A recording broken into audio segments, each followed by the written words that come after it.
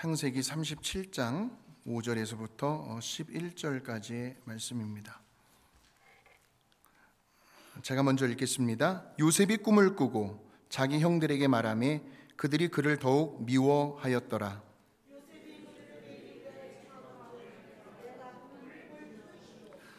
우리가 밭에서 곡식단을 묶더니 내 단은 일어서고 당신들의 단은 내 단을 둘러서서 절하더이다.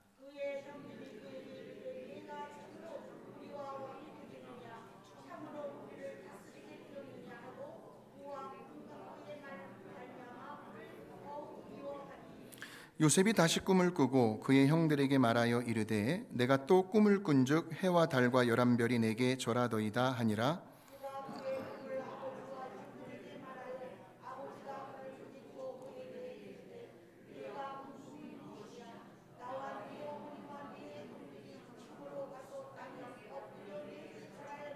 함께요. 그의 형들은 시기하되 그의 아버지는 그 말을 간직해 두었더라. 아멘. 아멘.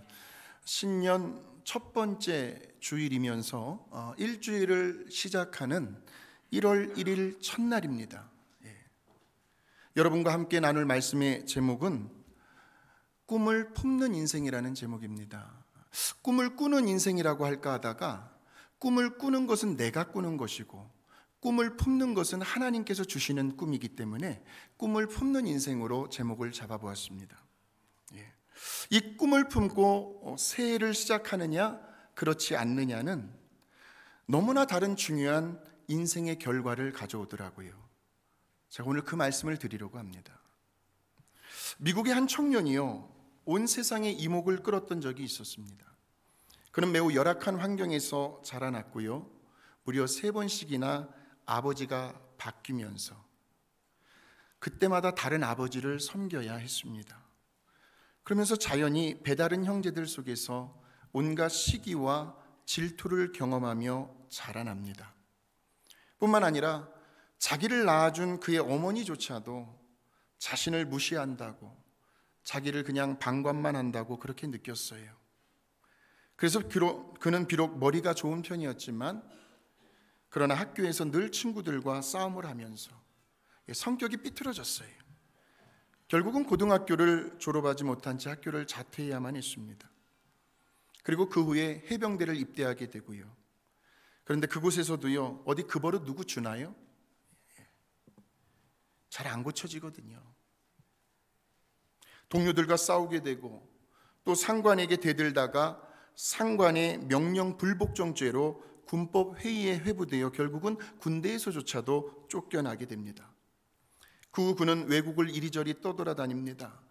방황을 합니다. 그러다가 신원이 불분명한 어떤 한 여인을 만나게 되고 결혼을 해서 다시 미국으로 돌아옵니다.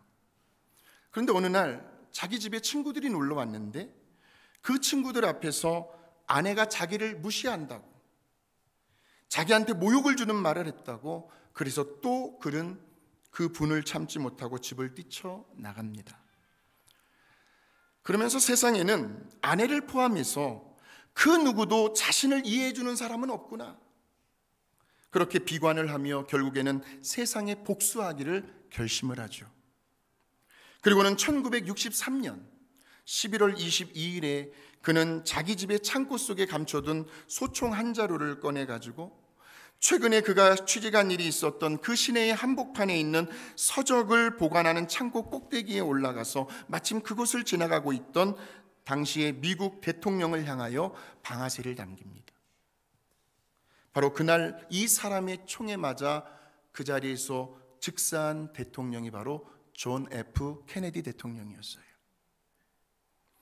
그런데 바로 오늘 본문의 말씀 속에서도요, 이 사람과 비슷한 환경에서 자라난 한 사람의 이야기가 기록되어 있습니다. 그 주인공이 바로 요셉이라는 사람이었어요. 요셉도 배다른 형제들 사이에서 자라났습니다. 11명의 형제들이 있었죠. 그리고 형제들로부터 온갖 시기와 질투를 경험하며 왕따를 당합니다. 그리고는 여기저기 떠돌아다니는 인생을 살게 되죠. 그러나 요셉은 아까의 그 청년과는 전혀 다른 인생의 결과를 가져옵니다. 물론 비슷한 환경에서 자라났고 살아왔지만 그러나 이 두 사람의 인생의 결론은 너무나도 달랐습니다. 즉 한 사람은 그 나라의 최고 지도자의 목숨을 잃게 만드는, 그래서 국가에 엄청난 피해를 가져다 주었지만, 그러나 오늘 성경에 등장하는 이 요셉은 당시 그 나라의 그 사회에 커다란 축복을 가져다 주는 사람이 되었습니다. 즉 그 당시에 최고의 강대국이었던 애굽 나라의 큰 축복의 통로가 되어준 사람, 그 사람이 바로 요셉이었습니다. 그렇다면 이 두 사람이 가져온 그 인생의 결말을 보았을 때 이 두 사람의 가장 큰 차이는 어디에서부터 비롯되었을까요? 그것이 바로 오늘 말씀의 제목에 잘 나타나 있습니다. 바로 꿈을 가진 인생이냐 그렇지 않은 인생이냐 하는 거죠. 다시 말하면 어떤 꿈을 가지고 내 인생을 살아가느냐, 이것이 이 두 사람의 인생을 전혀 다르게 만들었던 결과라고 할 수가 있습니다. 자, 그렇다면 오늘 저와 여러분은 어떤 꿈을 가지고 어떠한 꿈을 품고 올 새로운 한 해를 출발해야 할까요?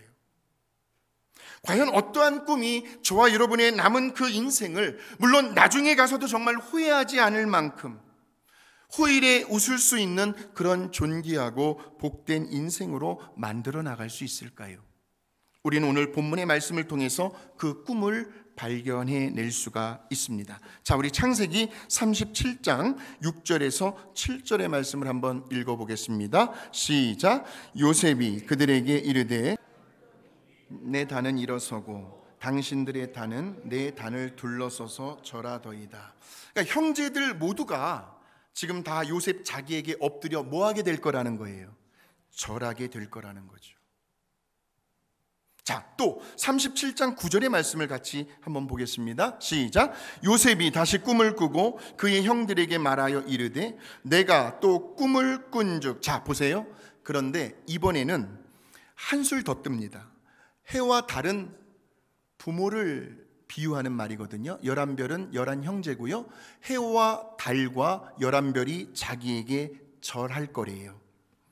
그러니까 지금 요셉은 그의 형들을 비롯해서 아버지는 물론이고 요셉 그 자신이 온 천하를 다스리게 되는 지도자가 될 것이다 하는 꿈을 이야기하고 있는 겁니다.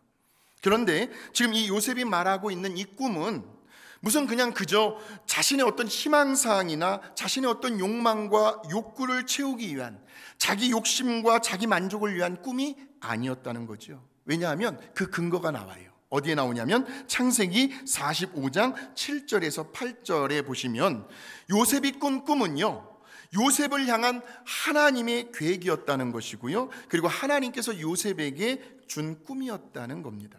하나님께서 요셉에게 꿈을 품게 주셨다는 말씀이에요. 같이 읽어봅니다. 하나님이 큰 구원으로 당신들의 생명을 보존하고 당신들의 후손을 세상에 두시려고 나를 당신들보다 먼저 보내셨나니, 그런즉 나를 이리로 보낸 이는 당신들이 아니요 하나님이시라. 하나님이 나를 바로에게 아버지로 삼으시고 그 집에 주로 삼으시며 애굽 온 땅에 통치자로 삼으셨나이다. 애굽 온 땅의 통치자로 삼으셨나이다. 누가요? 하나님께서요. 그러니까 우리 하나님께서 품게 해주신 꿈이었다는 거죠. 즉 요셉의 인생은요, 결국 하나님께서 그에게 주신 꿈을 이루어드리는 인생이었고요, 그 꿈이 성취되었을 때에도 요셉은 언제나 겸손한 자세를 잃지 않았습니다.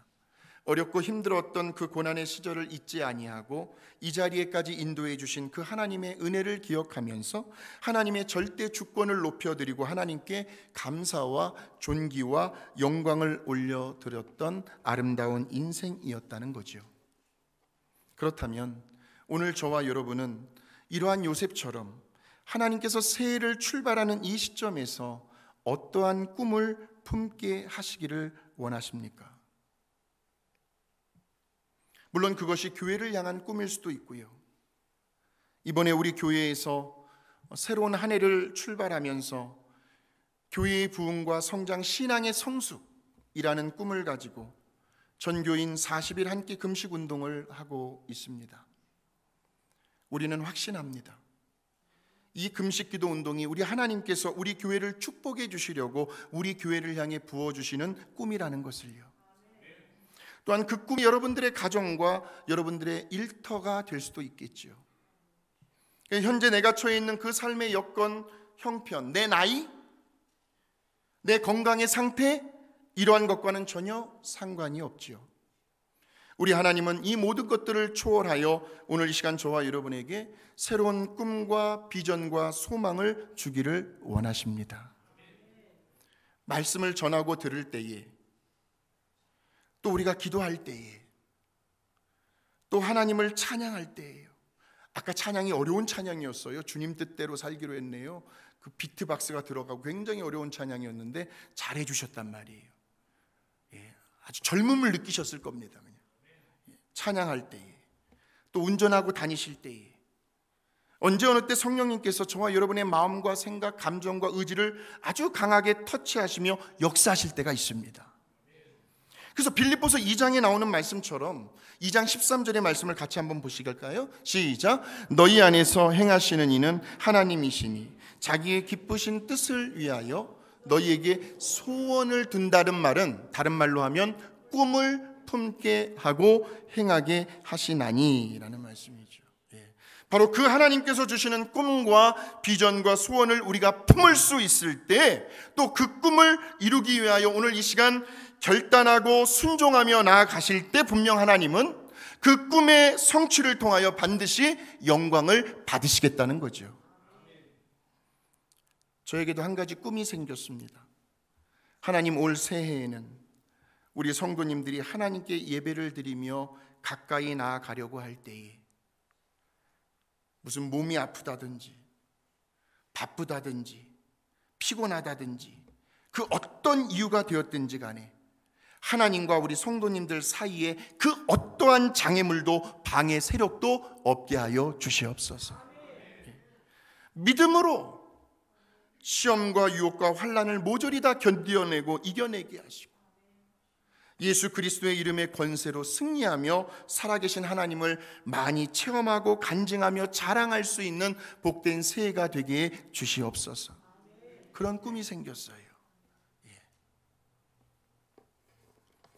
그런데 또 한 가지는요, 우리 하나님께서 품게 해주신 그 꿈을 성취해 나가기 위해서는 반드시 거기에 따르는 대가도 지불할 수 있어야 한다는 거예요. 물론 때로는 사람들의 방해가 있을 수 있습니다. 우리 주변의 환경과 여건이 허락되지 않을 수도 있습니다. 자꾸 뭔가가 나의 의지와 나의 열정을 자꾸 식어지게 만드는 어떤 장애물과 방해 세력들이 나타날 수가 있습니다. 왜냐하면 요셉이 그러했거든요. 보세요, 요셉이요, 하나님께서 품게 하신 그 꿈을 그의 형들에게, 그의 가족들에게 이야기를 했을 때 형들은 요셉의 꿈을 이해하지를 못했습니다. 그리고는 오히려 요셉을 제일 어린 녀석, 맨 꼴찌에서 두 번째로 어린 막내가 우리가 너한테 절한다고? 괘씸죄로 걸어간 거예요. 그리고는 요셉을 더욱 시기하고 미워하고 따돌리며 왕따를 시켜버리죠. 자, 그래서 창세기 37장 8절을 한번 보실까요? 8절 시작. 그의 형들이 그에게 이르되 네가 참으로 우리의 왕이 되겠느냐? 참으로 우리를 다스리게 되겠느냐? 하고 그의 꿈과 그의 말로 말미암아 그를 더욱 미워하더니. 저기에 한 단어를 더 집어넣었으면 좋겠어요. 네가 감히 참으로 우리의 왕이 되겠느냐? 자, 우리 또 37장 11절을 한번 보시겠습니다. 시작. 그의 형들은 그뿐만이 아니에요. 여러분, 이 미움과 시기와 질투가 아주 극에 달하면 어떤 현상이 나타나시는 줄 아십니까? 그 상대방이 하는 말, 하는 생각, 하는 행동 하나하나가 모조리 다 싫어지게 됩니다. 차라리 내 앞에서 아예 제발 사라졌으면 하는 그런 악한 마음이 생긴다는 거죠. 그래서 이 형들이 어떻게 합니까? 언제 어떻게 저 녀석 요셉을 죽일 수 있을까? 밤낮 이 악한 생각만 하고 있는 거예요. 그래서 그를 죽여서 구덩이에 던져버리자는 거죠. 왜요? 뭘 막으려고요? 하나님께서 요셉에게 품게 하신 그 꿈을 성취하지 못하도록. 왜? 그 꿈이 성취되면 자기들이 요셉에게 절을 해야 되니까. 자존심이 상한 거예요. 기분이 나쁘죠. 그래서 자기들은 절대로 요셉에게 절을 하고 싶지 않았어요. 그러니 정말 그 꿈이 현실화될지가 궁금했던 거예요. 자, 20절의 말씀입니다. 시작. 자, 그를 죽여 한 구덩이에 던지고 우리가 말하기를 악한 짐승이 그를 잡아먹었다 하자. 그의 꿈이 어떻게 되는지를 우리가 볼 것이니라 하는지라 하는 거예요. 자, 그러니까요, 하나님께서 품게 해주신 그 꿈을 성취해 나가는 과정 속에서 저와 여러분에게 반드시 필요한 것이 있는데, 우리들이 지불해야 할 대가가 있는데, 그것이 바로 인내라는 겁니다. 기다릴 줄 알아야 한다는 겁니다. 내려갈 때가 있으면 올라갈 때가 있을 때까지 기다릴 줄 알아야 되죠. 아유, 나 못해 먹겠어 하고 그 자리를 박차고 떠나가 버리면 어떻게 해요? 어떤 경우에도 무슨 일이 있어도 참아낼 수 있어야 한다는 말씀입니다. 그러니까 어떠한 시련이, 어떠한 장애물과 방해물이 우리 앞을 가로막는다 할지라도, 그래서 요셉은 비록 그의 나이 17살에 하나님이 주신 꿈을 품게 되지만 그 꿈이 성취되기까지는 최소한 못해도 13년의 세월을 기다려야 했어요. 그런데 그 기다리는 과정이 어디 순탄했나요? 형들로부터 구덩이에 내던져졌을 때 그 어린 요셉의 심정은 어떠했을 것이며, 또한 어떤 이유로든 은 20냥에 애굽의 노예로 팔려갈 때 그때의 그 요셉의 신세는 어떻게 말로 다 표현할 수가 없었을 겁니다. 뿐만 아니라 그 보디발 장군의 집에서요, 노예 생활을 하고 있었을 때 요셉은 주인으로부터 성실하다고 신임을 받아 그 집을 총괄하는 집사가 됩니다. 그런데 어느 날 또 장애물이 나타납니다.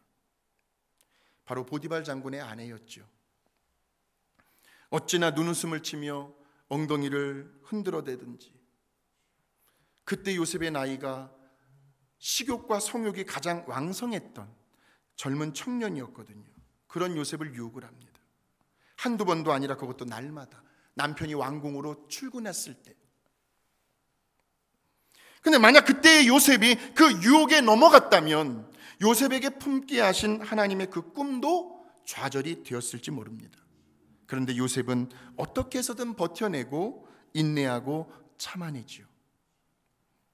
그리고 그 유혹을 뿌리치며 내가 어찌 하나님 앞에서 이런 악을 저지를 수 있겠는가 하는 하나님 앞에서라고 하는 코람데오입니다.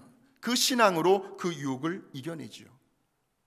그런데 요셉에게 찾아온 결과는요, 어떻습니까? 바로 억울한 누명을 쓰게 되고 캄캄하고 차디찬 지하 감옥에 갇히는 신세가 되죠. 그리고 그곳에서 무려 2년의 세월을 보냅니다. 그러니까요, 지금 요셉이 하나님이 주신 그 꿈을 품고 나서부터, 그 꿈을 이야기하고 나서부터 요셉의 인생은 자꾸 꼬여만 가는 거예요. 지금 오히려 그가 꾼 꿈과는 전혀 상관이 없는, 결코 꿈이 이루어질 것 같지 않는 정반대의 상황으로 점점 절망의 늪으로 빠져 들어가는 것만 같아 보였어요. 무려 13년이라는 세월 동안이요. 요셉은 온갖 좌절과 시련과 고난과 역경과 환난을 견뎌야만 했습니다. 보통 사람 같으면요, 대번에 원망이 나왔을 거예요. 왜 내 인생이 이렇게 꼬이게 했느냐고. 하나님을 향해서 원망을 쏟아내었을 겁니다. 이거 도대체 나에게 품게 해주신 그 하나님의 꿈은 어디로 사라져버리고, 이거 자꾸 왜 내 인생에 이렇게 안 좋은 일들만 일어나느냐고 자신의 신세를 한탄하며 포기하고 방황할 수도 있었을 겁니다. 그런데 요셉이 정말 그토록 존경을 받게 되고 훌륭할 수 있었던 비결은 아까도 제가 말씀을 드렸습니다.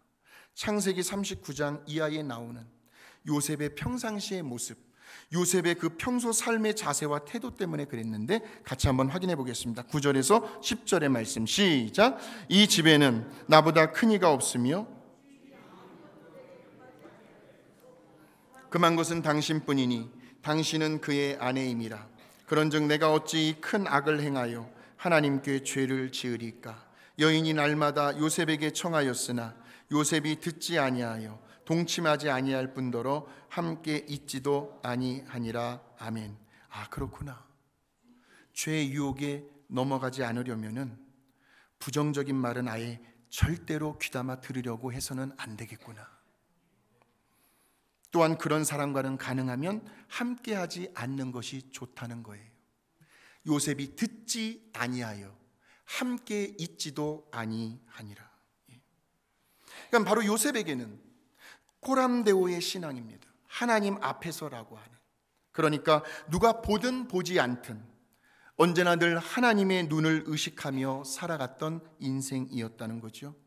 자, 그러니까 그의 인생에서 가장 초라하고 비참하며 암울했던 그 노예 생활 속에서도 요셉은 여전히 살아계신 하나님만을 의식하며 늘 자신을 살피며 관리하는 삶을 살아왔다는 겁니다. 그리고 어떠한 일이 있어도 우리 하나님을 실망시키지 않으려고 그에게 주어진 환경, 삶의 자리에서 언제나 정직하고 성실하게 살려고 최선을 다했던 사람이 요셉이었습니다. 뿐만 아니라 행여라도 그의 신앙의 양심과 인격 성품, 말 한마디 행동 하나하나까지도 자신의 부족함과 연약함으로 인하여, 자신의 그 실수와 허물로 인하여 하나님의 이름과 하나님의 영광이 가리워질까 봐 요셉은 늘 조심하며 자신을 살피며 신중히 그의 믿음을 지켜나갔던 사람이었습니다. 올 새해 저와 여러분이 이러한 요셉처럼 되시기를 주의 이름으로 축복합니다. 그러니까 우리 하나님은 언제나 마음의 중심을 보십니다. 그래서 하나님은 요셉의 그런 신실함을 보셨던 거지요.